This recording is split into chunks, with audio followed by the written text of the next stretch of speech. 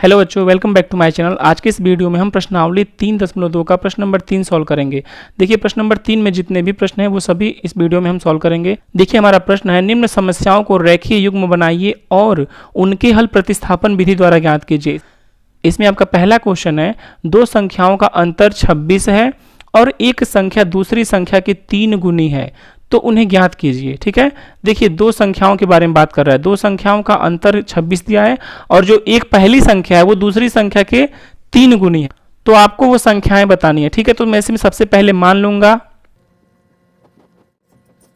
देखिए मैंने मान लिया कि माना पहली संख्या x और दूसरी संख्या y है। ठीक है, और ये दोनों संख्याएं आपस में बराबर तो है नहीं, क्योंकि एक संख्या दूसरी संख्या के 3 गुनी है, तो मैं x को बड़ा मान लेता हूं y से। ठीक है, अब देखिए हम अपने क्वेश्चन पे आते हैं। क्वेश्चन हमारा है, दो संख्याओं का अंतर 26 है।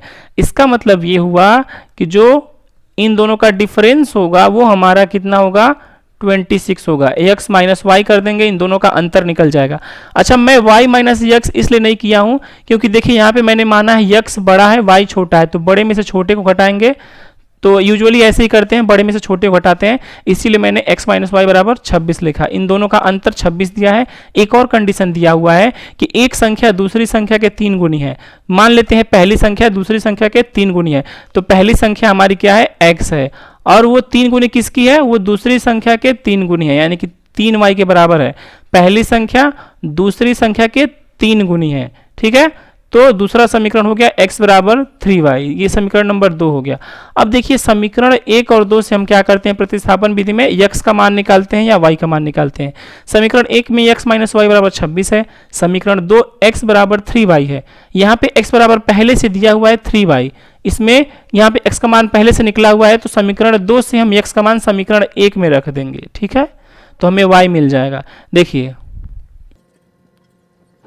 देखिए मैंने लिख दिया समीकरण 2 से x का मान समीकरण 1 में रखने पर, जब देखिए हम x का मान x इक्वल टू 3y समीकरण 1 में रखेंगे तो देखिए क्या होगा। सबसे पहले मैं समीकरण नंबर 1 लिख दे रहा हूँ, इसके बाद से x के जगह पे मैं 3y लिखूंगा। ठीक है, x minus y equal to 26, x की जगह पे हमें क्या रखना है, 3y रखना है, तो 3y माइनस का y इज इक्वल्स टू 26। यहाँ से आपका 2y इज इक्वल्स टू 26। ठीक है, 2 से 26 कैंसिल हो जाएगा 13 बार में, 13 दूना 26 होता है। ठीक है, तो ये y का मान आपका आ गया 13। ठीक है, अब हमें x का मान निकालना है, तो देखिए y का मान मैं क्या करूंगा, समीकरण 2 में रख दूंगा। y का मान समीकरण 2 में रखने पर देखिए जब हम y का मान समीकरण 2 में रखेंगे तो आपका हो जाएगा, x का मान आएगा 3 इंटू y का मान 13 है, तो 13 तियां 39, तो यही आपका आंसर हो जाएगा। x का मान 39 हो जाएगा और y का मान आपका 13 हो जाएगा। आप क्वेश्चन को वेरीफाई भी कर सकते हैं कि देखिए क्वेश्चन क्या कह रहा है, जो पहली संख्या है दूसरी संख्या के 3 गुना है, 13 तियां 39। ठीक है ना, तो ये क्वेश्चन वेरीफाई भी हो जाएगा। और इन दोनों का जब आप डिफरेंस लेंगे तो भी आप देखेंगे कि 26 आएगा। सो आई होप आप लोग को समझ आया होगा। चलिए अब अगला क्वेश्चन देखते हैं। देखिए सेकेंड क्वेश्चन है, दो संपूरक कोणों में बड़ा कोण छोटे कोण से 18 डिग्री अधिक है, उन्हें ज्ञात कीजिए। ठीक है, मैं सबसे पहले आपको बता दूं कि संपूरक कोण क्या होते हैं। देखिए दो कोण को संपूरक कहा जाएगा अगर उनका योग कितना हो, 180 अंश हो, तो उन्हें संपूरक कोण कहा जाएगा। ठीक है, तो देखिए क्वेश्चन कह रहा है कि दो कोण है, उसमें से एक बड़ा है एक छोटा है और दोनों संपूरक है। ठीक है, बड़ा वाला 18 डिग्री अधिक है छोटे वाले से, तो बताइए कि दोनों कोण कितने होंगे। तो सबसे पहले मैं मान लूंगा, देखिए मैंने मान लिया, माना x और y दो संपूर्ण कोण है। अगर दो संपूर्ण कोण x और y हैं तो इन दोनों का सम कितना हो जाएगा, 180, क्योंकि दो कोणों को हम संपूरक कहते हैं जब उन दोनों का सम 180 अंश के बराबर हो। ये आपका समीकरण नंबर 1 मिल गया। अब देखिए एक और क्वेश्चन कह रहा है, दो संपूरक कोणों में से बड़ा कोण छोटे से 18 अधिक है, तो मान लेते हैं बड़ा कोण x है। ठीक है, इसमें एक और चीज मैं लिख दे रहा हूं, और x जो है वो बड़ा है y से, यानी कि x वाला कोण जो है y से बड़ा है, तो x जो है छोटे कोण से 18 अधिक है। ठीक है, तो y प्लस 18 हो जाएगा। देखिए छोटा कोण y है, उसमें उससे 18 अधिक है x, तो x बराबर y प्लस 18, तभी दोनों बराबर ऐसे लिख पाएंगे दोनों को। ये आपका समीकरण नंबर 2 हो गया। ठीक है, अब देखिए समीकरण नंबर 2, अब हम देखिए समीकरण 2 में यक्स का मान दिया हुआ है, ठीक, तो इसको डायरेक्ट मैं समीकरण 1 में रख सकता हूं, तो मैं लिख दूंगा यहां से। देखिए मैंने लिखा समीकरण 2 से x का मान 1 में रखने पर, तो समीकरण 2 में x का मान क्या है, y प्लस 18, यहाँ पे y प्लस 18 लिख देंगे। तो सबसे पहले समीकरण 1 हमारा क्या है, x प्लस वाई बराबर 180, ठीक है। अब x का मान हमें क्या रखना है, y प्लस 18, प्रतिस्थापन विधि यही होता है, हमें सभी क्वेश्चंस को प्रतिस्थापन विधि से करना है। तो ये आपका हो गया 180, इसको अगर मैं सॉल्व करता हूं तो 2y बराबर होगा 180 माइनस 18, यानी कि आपका हो जाएगा, यानी कि ये आपका हो जाएगा 162, ठीक है। तो 2y बराबर 162। अब यहाँ से y का मान आपका आ जाएगा, कैंसिल कर देंगे इसको, तो y बराबर हो जाएगा 2 अट्ठे 16 और 2 एक कम 2, y का मान आपका आ गया 81, ठीक है। अब y का मान आ गया, y का मान समीकरण 2 में रख देंगे तो हमें x का मान मिल जाएगा, बस हमें x और y के ही मान ज्ञात करने होते हैं। तो मैं लिख दे रहा हूँ y बराबर 81, देखिए मैंने लिख दिया y बराबर 81 समीकरण 2 में रखने पर। अब y का मान समीकरण 2 में रखेंगे तो हमें x मिल जाएगा, आप समीकरण 1 में भी रख सकते हैं, कोई फर्क नहीं पड़ेगा, ठीक है। तो x बराबर है y प्लस 18, ठीक है, y का मान 81 प्लस 18, तो ये कितना होगा 8 1 9, 8 1 9, 99 हो गया, ठीक है, 99 हो गया। सो देखिए जो बड़ा वाला कोण है वो 99 अंश है और जो छोटा वाला कोण है वो 81 अंश है, ठीक है। आप वेरीफाई कर सकते हैं, ये दोनों समपूरक कोण हो रहे हैं, दोनों का सम 180 होगा, तो यही आपका आंसर हो जाएगा। सो आई होप आप लोग को समझ आया होगा। चलिए अब अगला क्वेश्चन देखते हैं। देखिए अगला क्वेश्चन है, एक क्रिकेट के कोच ने 7 बल्ले तथा 6 गेंदें 3800 में खरीदी, बाद में उसने 3 बल्ले तथा 5 गेंदें 1750 में खरीदी, प्रत्येक बल्ले और प्रत्येक गेंद का मूल्य बताइए, ठीक है। देखिए ऐसे हमने पहले भी बहुत सारे क्वेश्चन कर लिए हैं, हमें एक बल्ले और एक गेंद का प्राइस बताना है। तो सबसे पहले हम इसमें क्या करेंगे कि एक बल्ले और एक गेंद का प्राइस जो है वो मान लेंगे XY है, तो मैं लिख देता हूं। देखिए मैंने मान लिया, माना एक बल्ले का दाम ₹X है और एक गेंद का दाम ₹Y है या Y रुपया है, ठीक है। तो देखिए कंडीशन आपको दिया है, एक क्रिकेट टीम के कोच ने 7 बल्ले, ठीक है, और 6 गेंदें 3800 में खरीदे, तो 7 बल्लों का दाम कितना होगा। देखिए एक बल्ले का दाम X रुपये है, तो 7 बल्लों का दाम हो जाएगा आपका 7X। देखिए एक बल्ले का दाम कितना है X रुपये, तो 7 बल्ले का दाम 7X हो जाएगा, ठीक है। देखिए एक गेंद का दाम Y रुपये है, तो 6 गेंदों का दाम कितना हो जाएगा, 6Y हो जाएगा।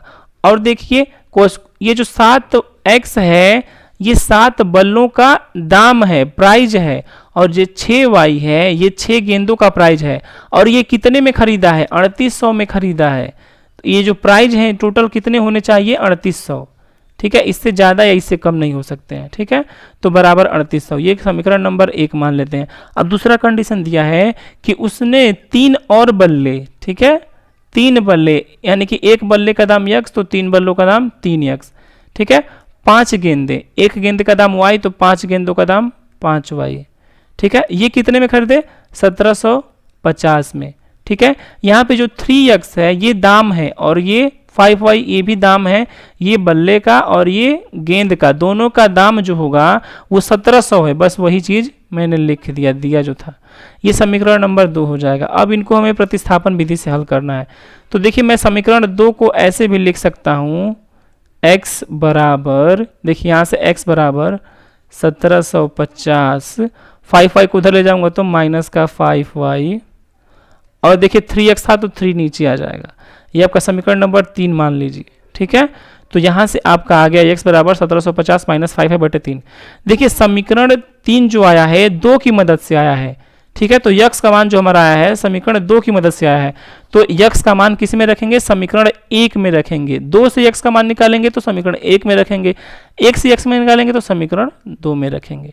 तो हमने यहाँ पे 2 से x का मान निकाला तो समीकरण 1 में रख देंगे। तो मैं लिख दे रहा हूँ, देखिए मैंने लिख दिया x का मान समीकरण 1 में।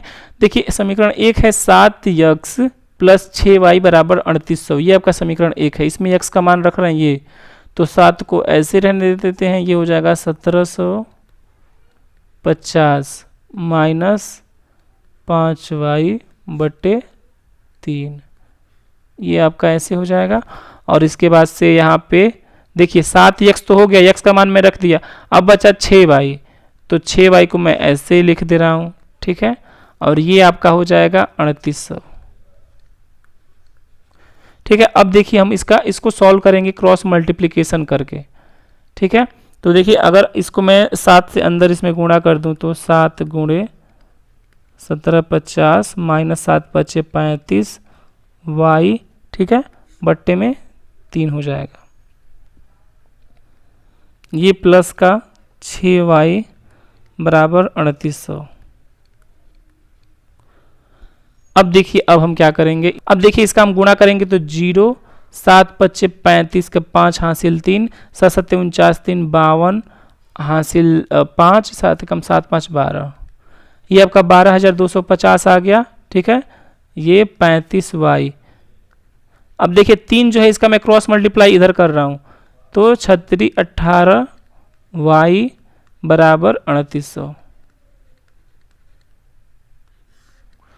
ठीक है। 3 का क्रॉस मल्टीप्लाई कर दिया हूँ, ठीक है। अब देखिए यहाँ से आपका होगा, यहाँ से देखिए अगर मैं 3 का इधर क्रॉस मल्टीप्लाई कर दूँ तो ये देखिए 3 का इधर क्रॉस मल्टीप्लाई कर दूंगा, यही वाले 3 को इधर क्रॉस मल्टीप्लाई कर दूँ तो ये आपका उधर चला जाएगा और इतना हो जाएगा। तो इसका आंसर हो जाएगा 0 0 8 3 के 24 के 4 हासिल 2 और 3 3 के 9 2 11 11400, यहाँ पे 12250। अब देखिए हम क्या करेंगे, देखिए अगर मैं इन दोनों को सॉल्व करूंगा, इन दोनों को ऐड करूंगा तो माइनस का 17y होगा। मैंने इसको इधर भेज दिया तो ये देखिए अगर मैं इसको इधर भेजूंगा तो प्लस है तो माइनस में हो जाएगा, और प्लस का 11400 पहले से यहाँ पे था। अब इन दोनों को जब मैं ऐड करूंगा तो ये आपका हो जाएगा माइनस का 850 और इधर का माइनस का 17y। तो माइनस से माइनस तो हम कैंसिल कर सकते हैं या फिर दोनों साइड -1 का मल्टीप्लाई करेंगे, खत्म हो जाएगा। तो आगे से मैं लिख सकता हूँ 17y/850। अब देखिए 17 से ये 850 y बराबर 50 बार में ये कैंसिल हो जाएगा, तो यहाँ से आपका y का मान आ जाएगा 50। देखिए y का मान 50 आ गया। अब हमें एक बैट का दाम बताना है, ठीक है। तो बैट का दाम बताना है तो उसके लिए हम क्या करेंगे, किसी समीकरण में, इसी समीकरण में मैं x बराबर 1750 माइनस 5y/3 में मैं x का मान रख देता हूँ। देखिए समीकरण 3 से मैं लिख सकता हूँ x बराबर 1750 माइनस 5y है, y का मान 50 आया है, ठीक है, बट्टे में आपका 3 है, ठीक है। जगह थोड़ा कम है इसीलिए मैं यहीं पे सॉल्व कर दे रहा हूँ। तो ये क्या होगा 1750 माइनस 50 25 250। देखिए यहाँ से x बराबर 1750 माइनस 5 × 50/3, ये 50 y का मान है, 5y ये समीकरण 3 से मैं लिखा हूँ।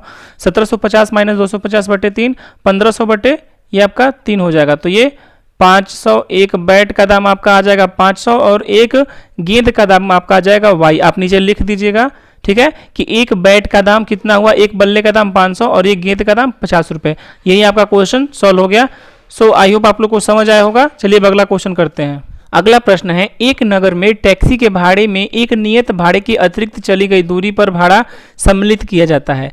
10 किलोमीटर दूरी के लिए भाड़ा 105 रुपये है, 15 किलोमीटर दूरी के लिए भाड़ा 155 रुपये है। नियत भाड़ा तथा प्रति किलोमीटर भाड़ा क्या होगा, आपको ये ज्ञात करना है।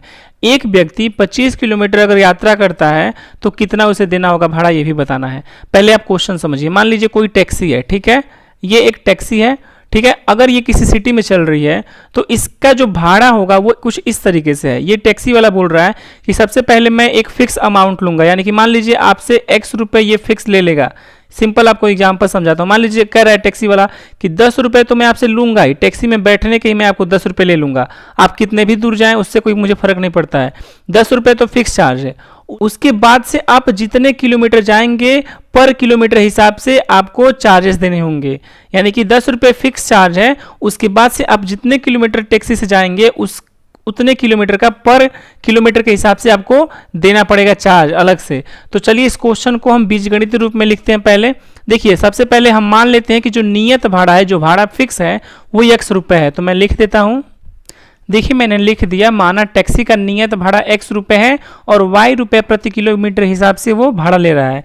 देखिए अब आपका कंडीशन दिया हुआ है 10 किलोमीटर का 105 रुपए ले रहा है, तो 10 किलोमीटर जाने के लिए आपको फिक्स चार्ज भी देना पड़ेगा और 10 किलोमीटर का मतलब पर किलोमीटर के हिसाब से भी देना पड़ेगा।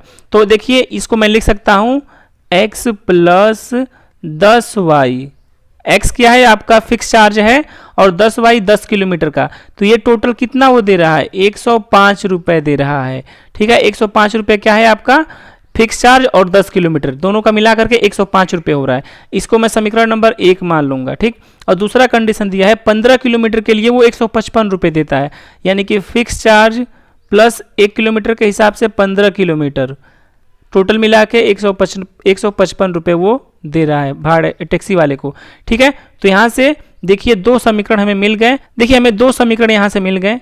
देखिए अब इनमें हम x और y की मान ज्ञात करेंगे, यानी कि x क्या है आपका नियत भाड़ा और y क्या है 1 किलोमीटर का भाड़ा है। ठीक है, तो यहाँ से हम x को लिख सकते हैं x बराबर समीकरण 2 से, इसी को मैं इम्प्लाई दैट समीकरण 2 से मैं 155 माइनस 15y कर सकता हूँ। ठीक है, 15y, तो x का मान आपका आ गया 155 माइनस 15y। इसको मैं समीकरण नंबर 3 मान लेता हूँ। ठीक है, इसको मैं समीकरण नंबर 3 मान लेता हूँ। अब देखिए समीकरण नंबर जो 3 आया है x का मान, वो समीकरण नंबर 2 की मदद से आया है, तो 2 से x का मान निकालेंगे तो 1 में रखेंगे, मैंने बताया था आपको पिछली वीडियोज़ में। तो यहाँ से हम क्या करेंगे x का मान समीकरण 1 में रखेंगे। मैं लिख दे रहा हूँ, देखिए मैंने लिख दिया x का मान समीकरण 1 में रखने पर समीकरण 1 आपका क्या है x प्लस 10y बराबर 105। तो x का मान आपका यहाँ से रखेंगे, देखिए समीकरण 1 है आपका x प्लस 10y बराबर 105। x का मान आप यहाँ से रखेंगे। ठीक है, 155 माइनस 15y प्लस का 10y बराबर 105। इन दोनों को ऐड करेंगे तो ये आपका माइनस का 5y हो जाएगा। ठीक है, और इधर ले जाएंगे 155 को, तो 105 माइनस 155 बराबर आपका 50 हो जाएगा। अब देखिए इधर माइनस का 50 होगा। ठीक है, माइनस का 50, यहाँ से माइनस का 5y बराबर से माइनस का 50 रुपये।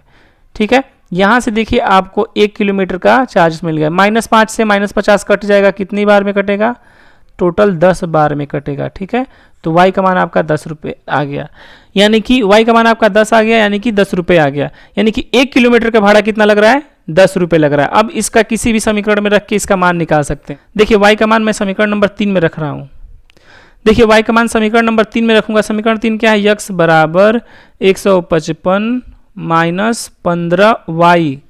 ठीक है, y का मान मैं 10 रख दे रहा हूँ, तो 155 माइनस 150 यानी कि 5। ठीक है, यानी कि आपका x का मान आ गया 5 रुपये, यानी कि आपका जो नियत भाड़ा है वो 5 रुपये है। टैक्सी का जो नियत भाड़ा है वो 5 रुपये है। अब देखिए कह रहा है कि मैं आपको वेरीफाई भी करा दे रहा हूँ कि आपका आंसर सही है कि नहीं। देखिए कह रहा है कि 10 किलोमीटर का कितना लग रहा है 105 रुपये लग रहा है, तो 5 रुपये तो फिक्स लगेगा और 10 किलोमीटर का 1 किलोमीटर का 10 रुपये, 10y हो जाएगा 10 किलोमीटर का। तो देखिए 5 प्लस y का मान 10 आया है, तो 10 दूना 10 दहा में 100 हो जाएगा बराबर 105। देखिए हमारा आंसर यही है। ठीक है, 105 दिया हुआ है और कह रहा है 15 किलोमीटर का कितना कह रहा है 155 रुपये, तो 10 गुणे 15 कर देंगे। y 15 किलोमीटर चला है तो 15 कर देंगे, 10 गुणे 15, यानी कि ये y का मान है ये 15 किलोमीटर के लिए, तो 155 आ जाएगा। यानी कि देखिए अतः हम कह सकते हैं कि जो हमारा आंसर आया है x बराबर 5, यानी कि नियत भाड़ा 5 रुपये है और प्रति किलोमीटर के हिसाब से भाड़ा कितना है 10 रुपये प्रति किलोमीटर। सो आई होप आप लोग को समझ आया होगा। चलिए अगला क्वेश्चन देखते हैं।